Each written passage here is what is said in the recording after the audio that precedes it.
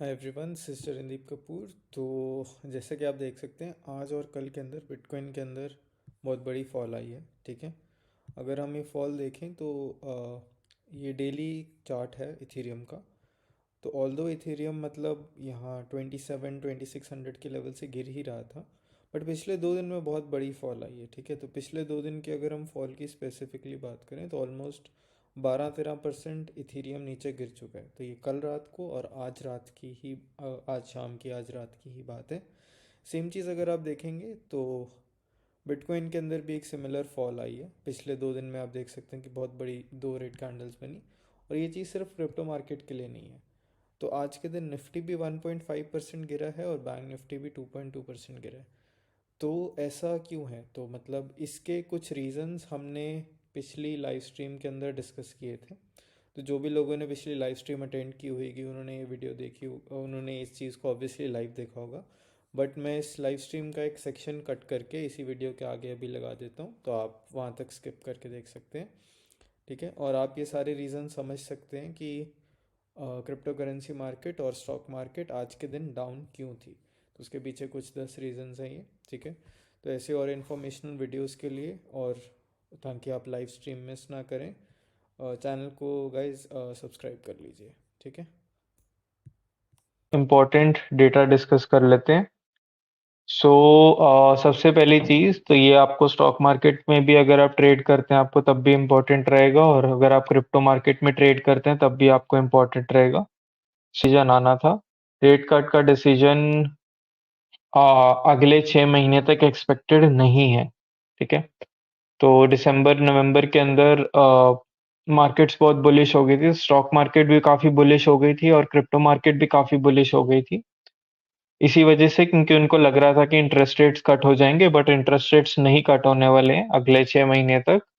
तो ये काफी नेगेटिव या बेरिश न्यूज है, बोथ स्टॉक मार्केट के लिए भी और क्रिप्टो मार्केट के लिए भी। ठीक है। सेकंड पॉइंट है कि Ethereum looks to overtake bitcoin. तो इथेरियम के अंदर बुलिशनेस मेंटेन्ड है, वेरस बिटकॉइन के अंदर एक sideways slash bearish momentum start हो गया।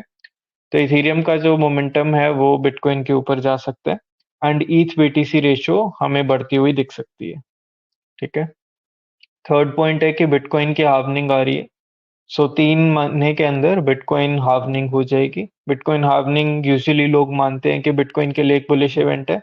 मैं पर्सनली ऐसा नहीं मानता हूं। तो अगर आप मानते हैं कि ये इवेंट बुलिश होगा तो आप अपनी पोजीशंस उस हिसाब से बना सकते हैं बिटकॉइन के अंदर। ठीक है। फोर्थ पॉइंट है, क्रूड ऑयल की प्राइस बढ़ रही है। क्रूड ऑयल की प्राइस जब बढ़ती है तो ये रिस्क एसेट्स यानी कि स्टॉक मार्केट और क्रिप्टो मार्केट दोनों के लिए एक नेगेटिव न्यूज होती है। तो क्रूड ऑयल की प्राइस बढ़ रही है तो क्रिप्टो मार्केट और स्टॉक मार्केट दोनों के लिए एक नेगेटिव न्यूज है। तो आपको इसी हिसाब से अपनी पोजीशंस को मैनेज करना चाहिए, चाहे आप स्टॉक्स ट्रेड कर रहे हो चाहे आप क्रिप्टो ट्रेड कर रहे हो।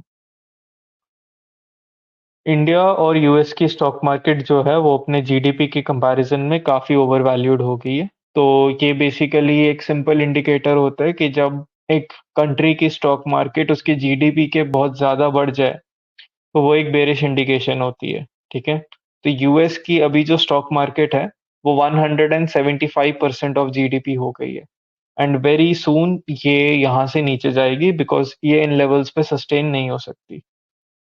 ठीक है। तो इंडिया और यूएस दोनों की स्टॉक मार्केट्स बहुत ओवर वैल्यूड है अभी। तो अभी हम दोनों चीजों के अंदर एक sideways slash bearish momentum expect कर सकते हैं। ठीक है। अब जब मैं बोलता हूँ कि कोई चीज ओवर वैल्यूड है, इसका ये मतलब नहीं है कि वो चीज गिर जाएगी। ठीक है। तो फॉर एग्जाम्पल अगर मैं बोलता हूँ कि निफ्टी ओवर वैल्यूड है, निफ्टी अभी 22,000 पे चल रहा है, 21,500 पे चल रहा है। अगर मैं बोलता हूँ कि निफ्टी ओवर वैल्यूड है, इसका ये मतलब नहीं है कि निफ्टी 15,000 या 17,000 पे गिर जाएगा।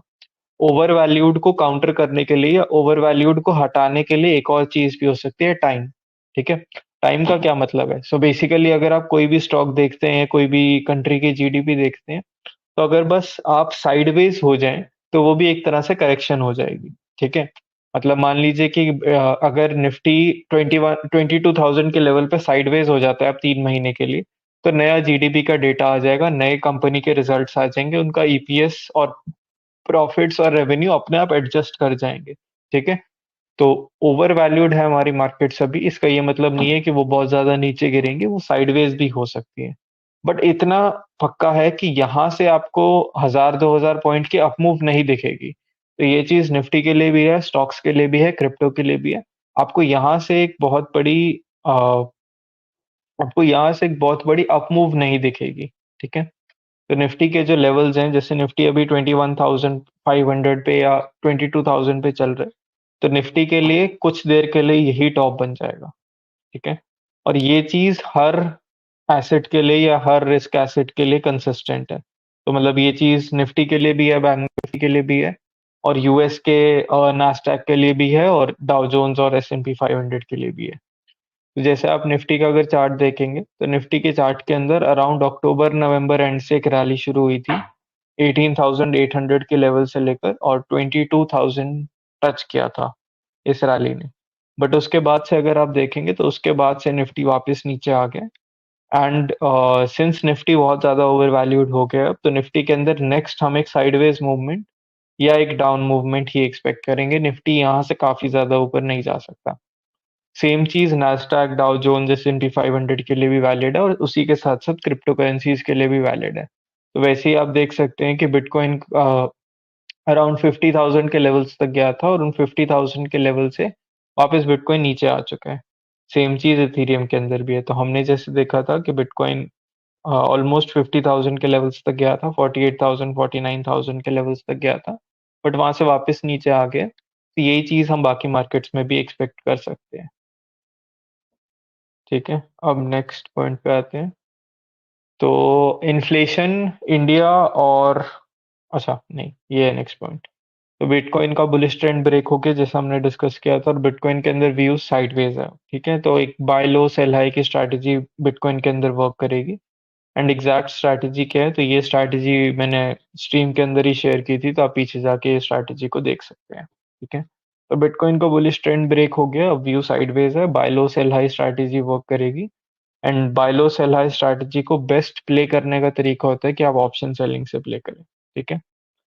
इन्फ्लेशन अंडर कंट्रोल है, बट यूएस की debt to GDP under control नहीं है। तो इन्फ्लेशन अंडर कंट्रोल एक तरह से एक बुलिश इंडिकेशन ही है कि इंटरेस्ट रेट सब कट नहीं होंगे। ठीक है।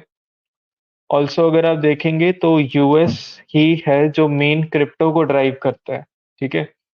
तो हमारे जो स्टेबल कॉइन्स भी है, यूएसडीसी, यूएसडीटी, या इवन अगर आप बाकी स्टेबल कॉइन्स भी देखेंगे जैसे डाई, ये सारे के सारे स्टेबल कॉइन्स यूएस के ऊपर बेस्ड है।